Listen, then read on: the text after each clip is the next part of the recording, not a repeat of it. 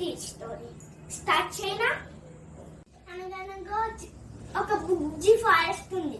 అందులో అన్ని డీల్సే ఉంటాయి. హ్యాపీగా ఆడుకుంటూ ఉంటాయి. దాని పక్కనే ఒక బిగ్ ఫారెస్ట్ ఉంటుంది. అందులో అన్ని యానిమల్స్ ఉంటాయి.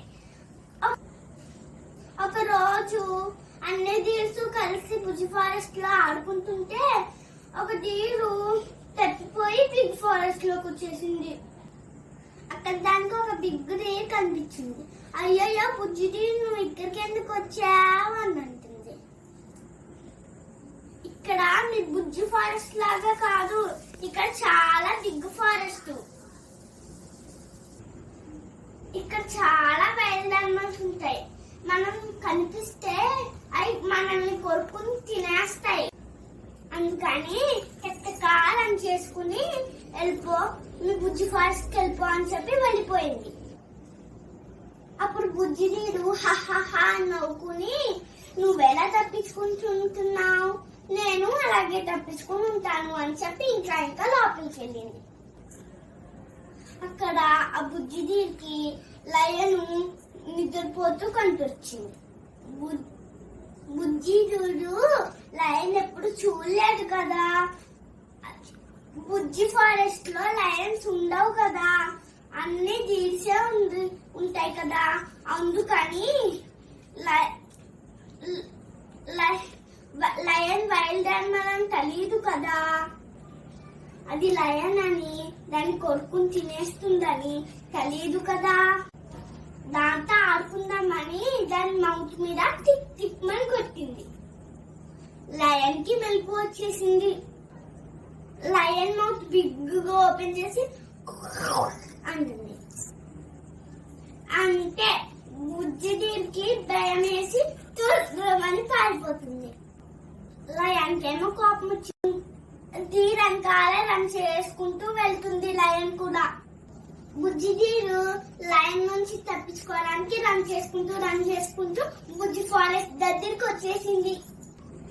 కరెక్ట్ గా అప్పుడే లయన్ బుజ్జి దీని పట్టుకుని తినేసింది. బుజ్జి ఫారెస్ట్ లో అన్ని తీర్చే ఉంటాయి కదా. అప్పుడు లయన్ చూసి చాలా హ్యాపీగా ఫీల్ అయింది. రోజు వన్ డీల్ తినేసి హ్యాపీగా ఉంటుంది, అక్కడే తిరుగుతా ఉంటుంది. బుజ్జి ఫారెస్ట్ లో ఉన్న అన్ని డీల్స్ లో నాలాగానే ఒక బుజ్జి స్మార్ట్ డీల్ ఉంది. మిగిలిన డీల్స్ అన్ని కలిసి స్మార్ట్ డీల్ దగ్గరికి వెళ్ళి ఏం చేద్దాం, ఈ డేంజర్ నుంచి ఎలా తప్పించుకోవాలి, ఏదన్నా ఐడియా ఉంటే చెప్పవా ప్లీజ్ అని అడుగుతాయి. అప్పుడు ఆ స్మార్ట్ డీల్, నేను కూడా అదే ఆలోచిస్తున్నాను, ఎంత ఆలోచించినా కానీ నాకు ఒకే ఐడియా వస్తుంది అని చెప్పుద్ది. లయన్స్ ఆమె తినకుండా 14 days ఉండగలవు, కానీ మనం 21 days ఉండగలం. అందుకని మనం అస్సలు బయటికి రాకుండా 15 days ఇంట్లోనే ఉండాలి. అప్పుడు 15 days అయ్యాక మనం బయటకు వస్తే ఆ లయన్ చచ్చిపోతుంది అని చెప్తుంది. ఓకే ఈ ఐడియా చాలా బాగుంది అని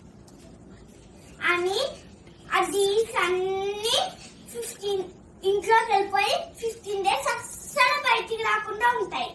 15 days అయిన తర్వాత బయటకు వచ్చి చూస్తే లయన్ ఒక ట్రీ కింద చచ్చిపోయి ఉంటుంది.